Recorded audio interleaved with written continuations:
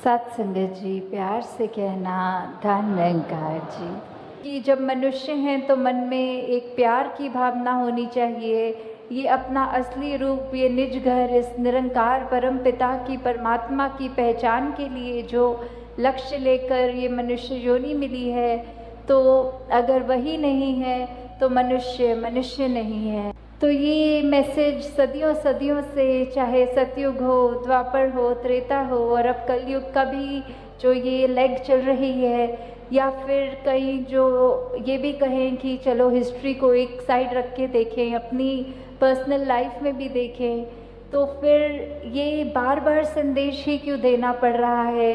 कि आप मनुष्य हो तो मनुष्य वाले कर्म करो। ये एक रिमाइंडर के तौर पे इतने बार बार क्यों करा जा रहा है? जैसे एक हमारा अलार्म क्लॉक होता है, हमें उठना होता है, तो वो हम जानते हैं कि हमने उठना है, फिर भी क्यों ये ऐसा कि अलार्म बजता है और हम उसको वापस वो 5 मिनट के डिले पे डाल देते हैं और फिर सो जाते हैं, फिर वो स्नूज़ करता है और हम फिर से उसको और डिले पे डाल देते हैं। तो ये जागने की अवस्था, ये मनुष्य को मनुष्य बनने का संदेश तो वलियों, पीर, पैगंबरों ने, सद्गुरुओं ने बहुत समय से ही देते चलते आ रहे हैं, पर हम ही उस रूप में सोते जा रहे हैं और कान में वो आवाज़ पड़ने के बावजूद भी नहीं उठते। तो आज ये क्या हमारा उस तरह एक जीवन का उद्देश्य है? अगर हमको फुल पोटेंशियल में उसको जीना है तो बात वही है कि जो एक हमसे एक मानव की तरह एक्सपेक्टेशन है, हमें वो एक्सपेक्टेशन को कैसे पूरे करना है, और ना कि बस सिर्फ पूरा करना है, उसको अपनी ज़िंदगी को किस तरह खूबसूरत बनाया जाए। कि एक तो हो गया बेसिक क्राइटेरिया कि एक मनुष्य हो तो जो भी ये मानवीय गुण, ये ह्यूमन वैल्यूज़ हैं, और एक हो गया कि उन पर जीते हुए जो एक अपने आप की, अपने अंदर से एक और महक हमारी निकलेगी, वो सबके नाक तक पहुँचेगी। तो वही बात कि एक कर्म की जिम्मेवारी जो हम पर है वो तो करनी ही है, पर एक वो जो एक्स्ट्रा एफर्ट होता है कि एक गोइंग वन स्टेप फर्दर वाली बात होती है, तो सिर्फ एक लकीर के फ़कीर की तरह वहाँ तक नहीं रहना, अपने आप से और भी जितना बन पड़े, जितना और हम कंट्रीब्यूट किसी महीने में भी कर पाएँ कि अपनी ज़िंदगी में, किसी और की ज़िंदगी में वो खुशबू, वो असर ज़रूर छोड़ें। तो वही बात कि जिसकी जो एक लाइफस्टाइल है, जो एक कार्य करने के लिए परमात्मा ने अपनी प्रकृति में जो भी चीज़ डाली हो, कि चाहे जानवर हों, चाहे पंछी हों, चाहे कोई भी ये कायनात की, ये कुदरत की चीज़ ले ले, पानी का स्वभाव ले ले, नीचे को बहना या फिर सर्दी में जमना या कुछ भी चीज़ हो, पेड़ों का देखें कि बारिशों में हरियाली और पतझड़ में झड़ना, तो ये सब का जो अपना एक नेचर कह सकते हैं, एक ये नियम में बंधे हुए, ये निरंकार की आज्ञा में रहते हुए जो जो कार्य थे उनके गुणों में, वो सब तो वैसे ही सब कुछ करते जा रहे हैं।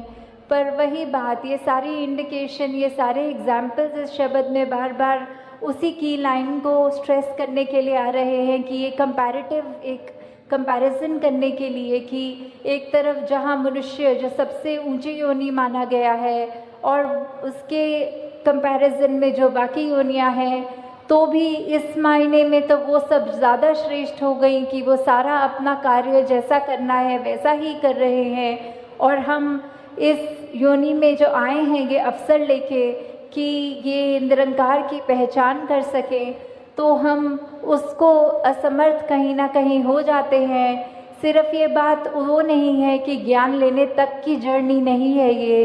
ये वो भी लिया जाए कि हम अगर ज्ञान ले चुके हैं तो भी क्या हम बन गए सही मायने में मनुष्य, या अभी भी हमारे जीवन में वही अंधकार है, वही अहंकार है, वही लालच है, या कोई भी ऐसी बुरी बात हो, तो उसी पे हमको अपने आप पे काम करना है कि सारे रास्ते तो हमारे सामने हैं और सही गलत की हमारे पास ये बुद्धि भी है, ये चेतनता भी है, तो हमने क्या अपनी ज़िंदगी में कंकर उठाने हैं, कांटे उठाने हैं, या अच्छे गुणों, फूल समान जो बात है वो लेना है। तो ये जो सूरज, चाँद, सितारे, सेलेस्टियल बॉडीज़ या कोई भी धरती के ऊपर भी जो भी चीज़ है वो सबका एक वही बात जो नियम बना हुआ है, जिस तरह एक फंक्शनैलिटी रखी है, एक लाइफ स्पैन अगर किसी एक भी चीज़ का है, for that matter of fact कि अगर हम एक बाज़ार से कुछ खाने की पदार्थ भी लेते हैं तो उस पे भी वो एक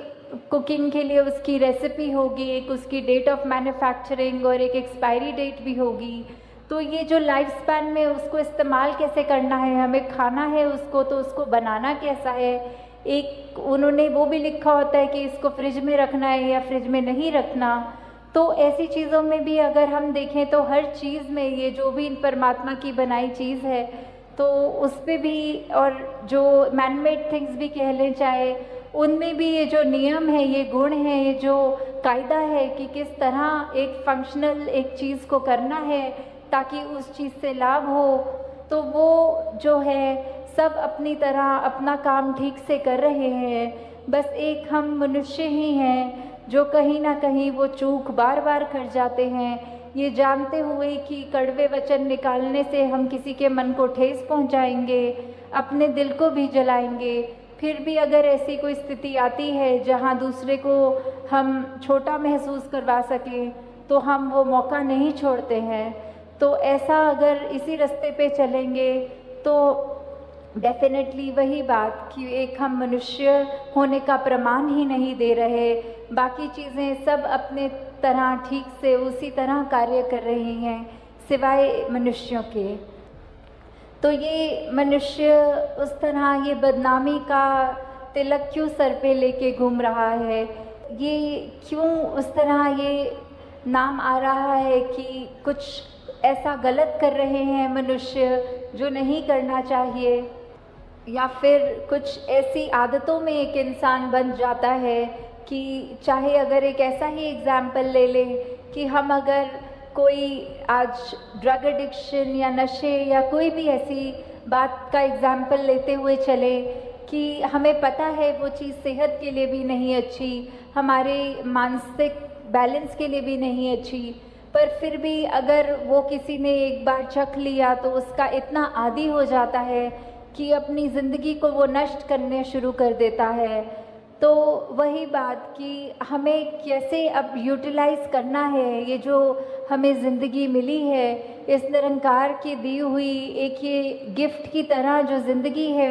हम उससे क्या कर रहे हैं, हम मनुष्यों वाले कार्य कर रहे हैं या अपने पतन की ओर अपने आप को ले जाते चले आ रहे हैं। कुछ बोलना ना पड़े, हमारे कर्म बोलें और वो कर्म देखकर सभी ये बोलें कि ये मनुष्य इतना अच्छा है, हमको भी ऐसा ही मनुष्य बनना है। तो बात वही, अब मनुष्य तन मिला ही है तो असली रूप में मनुष्य वाली ज़िंदगी को भी बिताएं। साथ संगत जी, प्यार से कहना धन्यवाद जी। बोल सतगुरु माता सुदीक्षा सविंदर हरदेव जी महाराज जी की जय। सतगुरु के प्यारे प्यार से कहना जी धन निरंकार जी। सत्संगत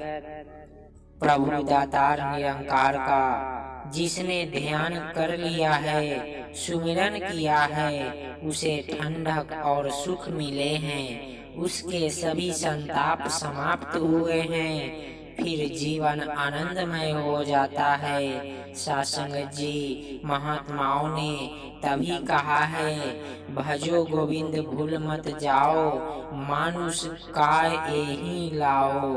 इस गोविंद को भूलना नहीं,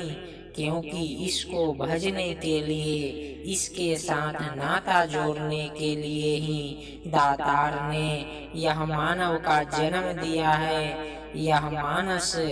देही प्राप्त हुई है। सत्संगत जी